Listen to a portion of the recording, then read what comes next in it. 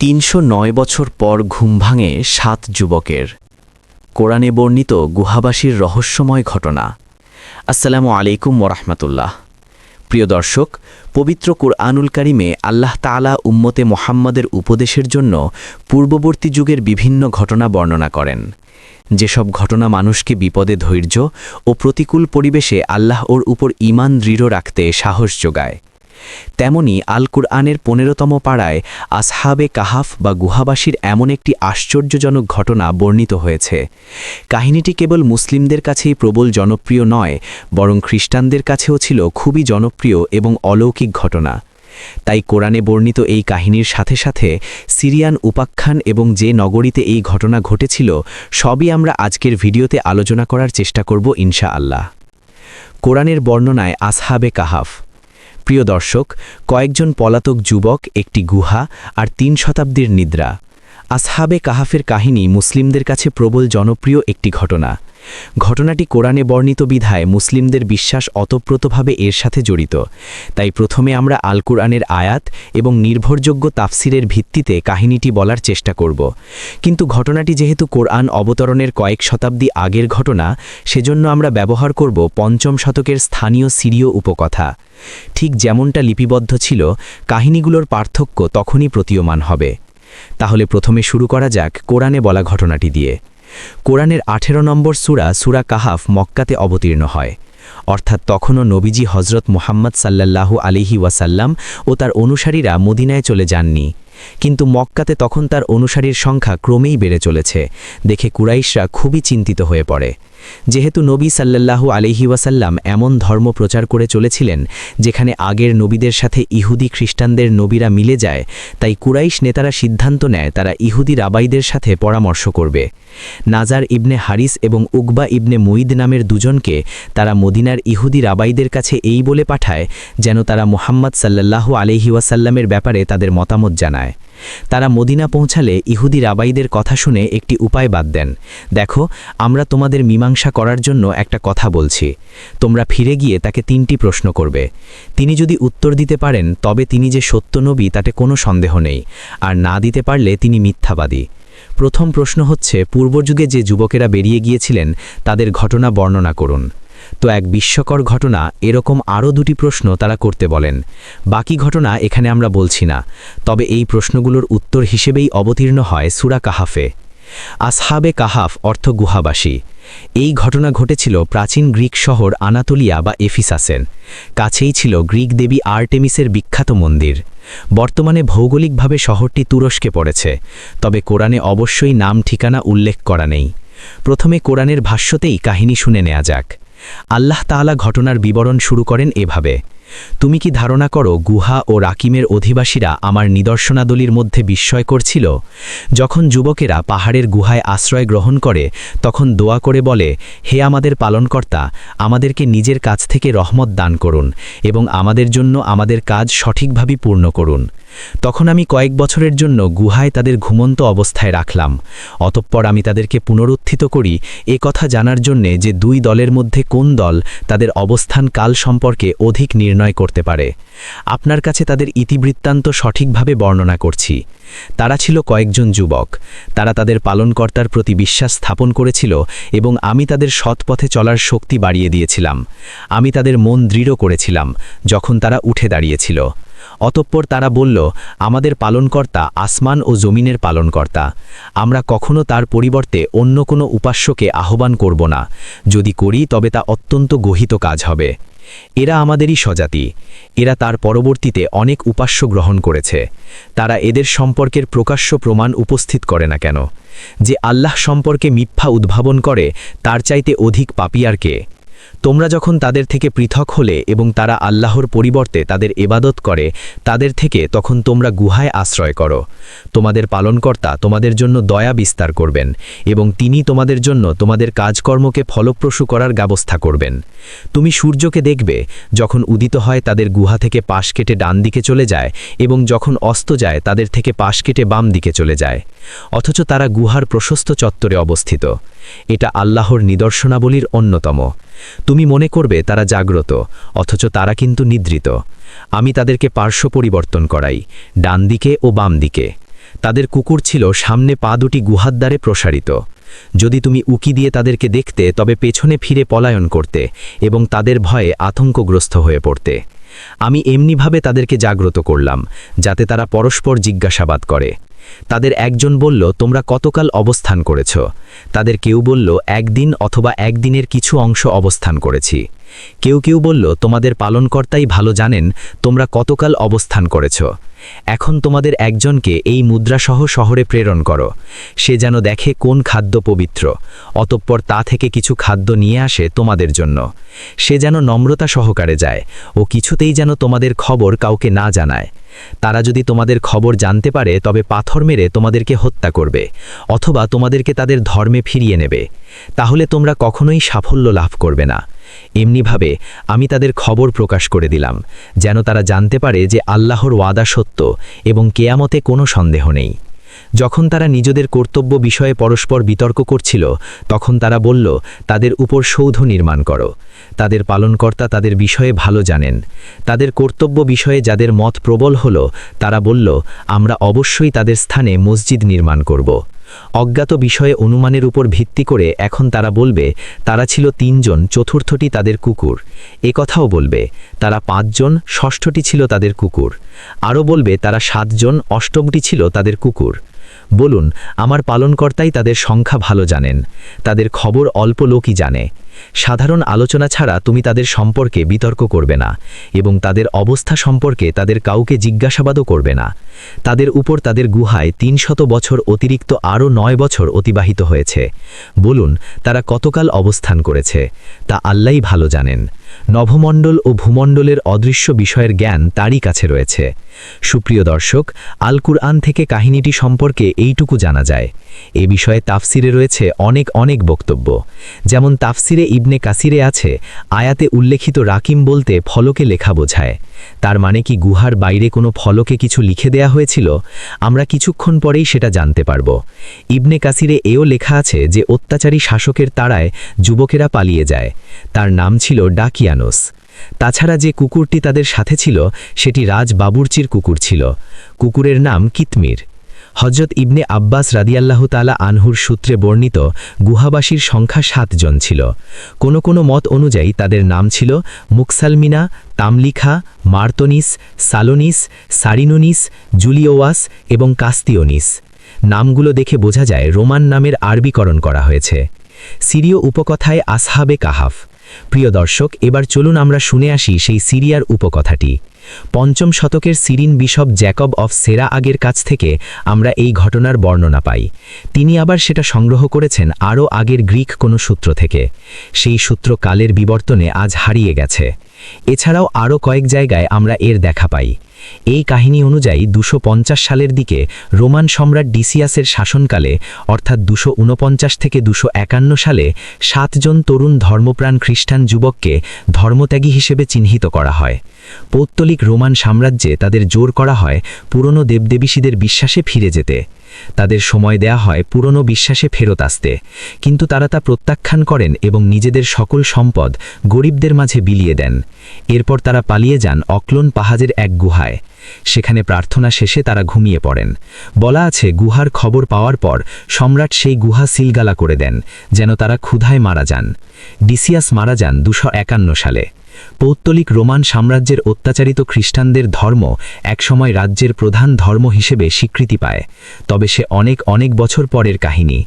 কাহিনীর একটি বর্ণনা মোতাবেক সম্রাট দ্বিতীয় থিওডোসিয়াস 408 থেকে 450 সালের আমলে গুহার সিলগালা ধ্বংস করা হয়।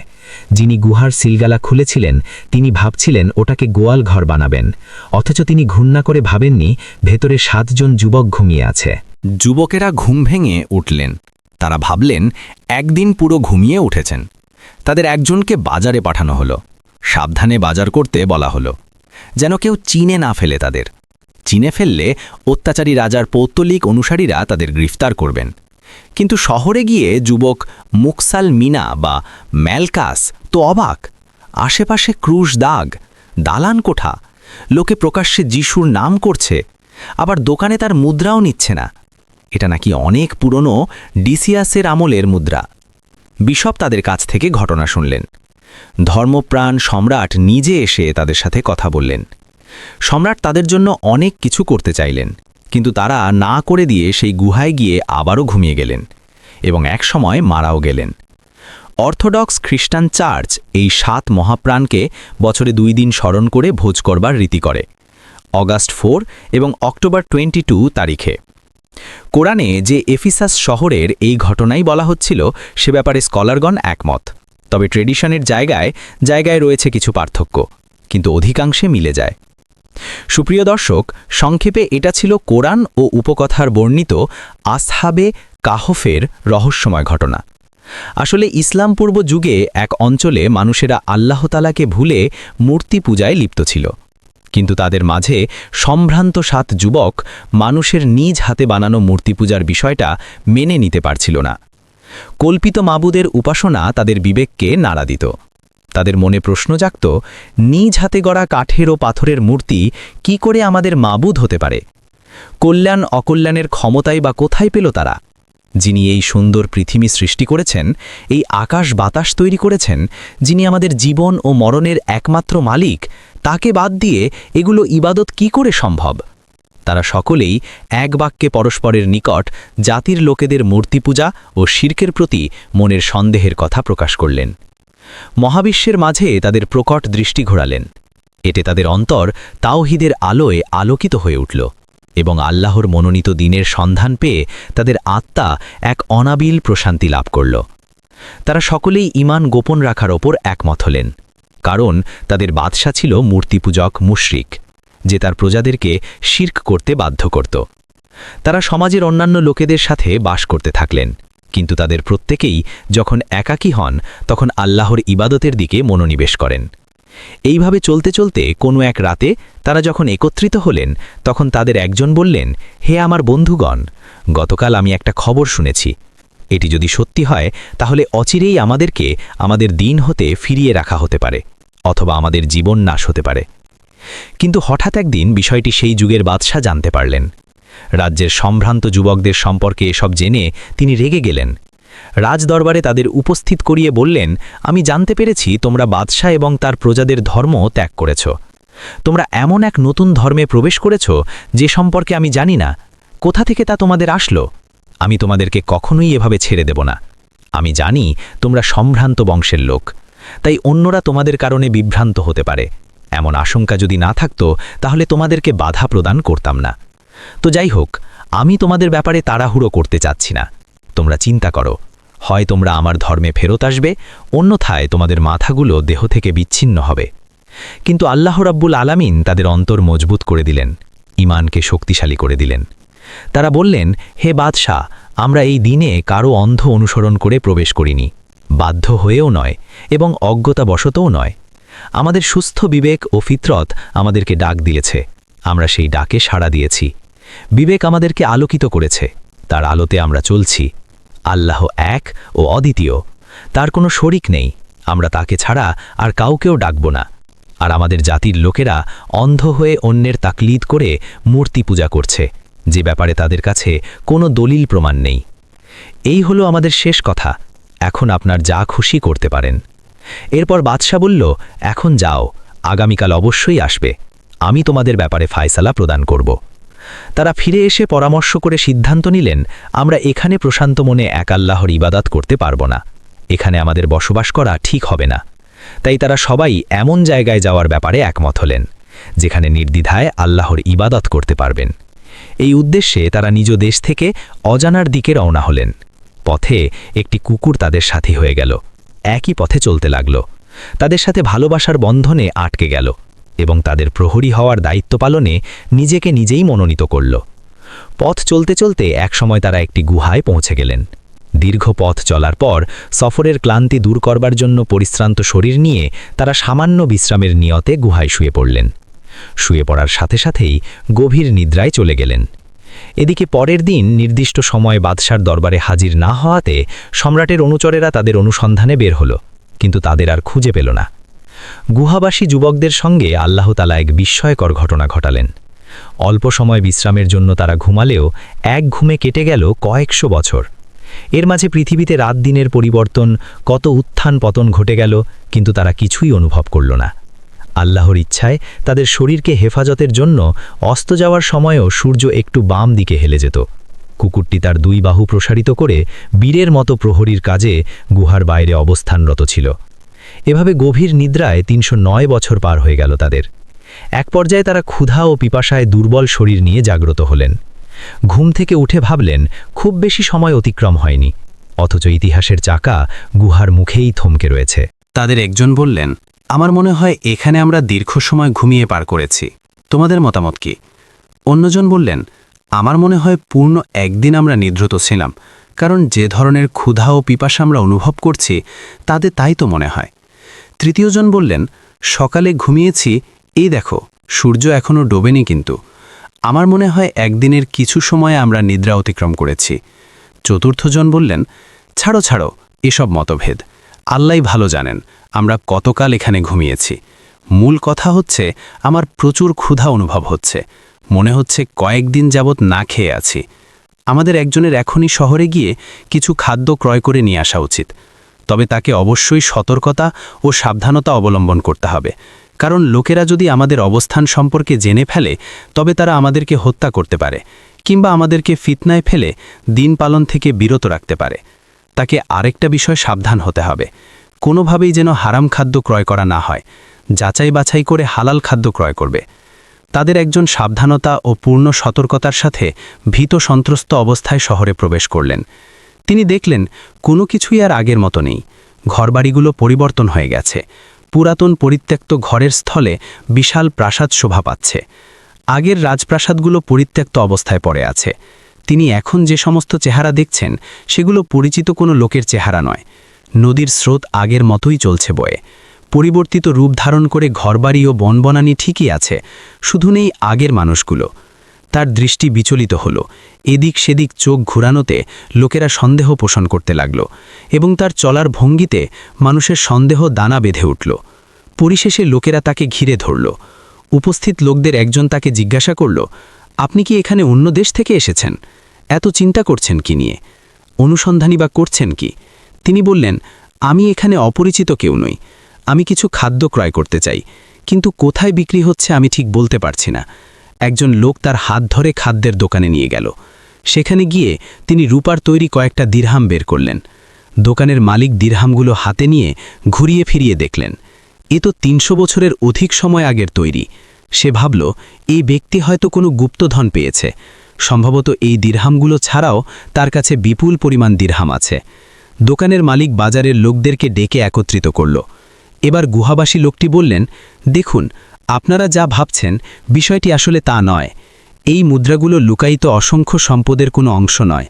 গতকাল মানুষের সাথে কোনো এক লেনদেনের সময় তা আমার হস্তগত হয়েছে, আর এই তো আজ আমি তা দিয়ে কিছু খাদ্য ক্রয় করতে চাচ্ছি। আপনারা তাতে এত আশ্চর্য বোধ করছেন কেন? এর কোনো কারণ তো আমি খুঁজে পাচ্ছি না। আর কেনই বা সন্দেহের উপর নির্ভর করে আমার বিরুদ্ধে গুপ্তধন পাওয়ার এবং তা লুকিয়ে রাখার অপবাদ দিচ্ছেন? এই কথা বলে তাদের ব্যাপারটি মানুষের কাছে প্রকাশিত হয়ে যাওয়ার ভয়ে তিনি স্থান ত্যাগ করতে চাইলেন, কিন্তু লোকেরা কিছুতেই তাকে ছেড়ে দিতে রাজি হল না। ভিড় ভেঙে দিয়ে কিছু লোক একাকী তার সাথে নম্র ভাষায় কথা বলতে লাগল। কথাবার্তার এক পর্যায়ে তারা যখন জানতে পারল তিনি হচ্ছেন 309 বছর পূর্বে জালিম ও কাফের বাদশার পাকড়াও থেকে পালায়নকারী সম্ভ্রান্ত বংশের 7 যুবকের একজন, তখন তারা আরও আশ্চর্য হল।